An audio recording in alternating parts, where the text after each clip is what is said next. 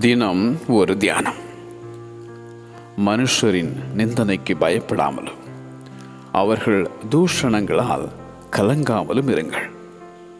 ஏசாயா தீர்க்கதரிசன புஸ்தகம் அதிகாரம் 51 வசனம் 7. என் சிநேகிதரால் நான் நிந்திக்கப்பட்டு தேவனை நோக்கி பிரார்த்திப்பேன் என்றான் யோபு. மனுஷரால் நிந்திக்கப்பட்டும் ஜனங்களால் அவமதிக்கப்பட்டும் இருக்கிறேன். நீசரும் நான் அறியாதவர்களும் எனக்கு விரோதமாய் கூட்டம் கூடி ஓயாமல் என்னை நிந்திக்கிறார்கள். என்னை நிந்தித்தவன் சத்துரு அல்ல.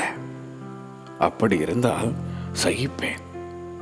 எனக்கு சமமான மனுஷனும் என் வழிகாட்டியும் என் தோழனுமே என்றான் தாவீது. மனுஷகுமார நிமித்தமாக ஜனங்கள் உங்களை பகைத்து உங்களை புறம்பாக்கி உங்களை நிந்தித்து உங்கள் நாமத்தை பொல்லாததென்று தள்ளிவிடும்போது நீங்கள் பாக்கியவான்களாய் இருப்பீர்கள் என்றார் ஆண்டவர் இயேசு. மனுஷரின் நிந்தனைக்கு பயப்படாமலும் அவர்கள் தூஷணங்களால் கலங்காமலும் இருங்கள். மனுஷரின் நிந்தனைக்கு பயப்படாமலும் அவர்கள் தூஷணங்களால் கலங்காமலும் இருங்கள். ஆமென்.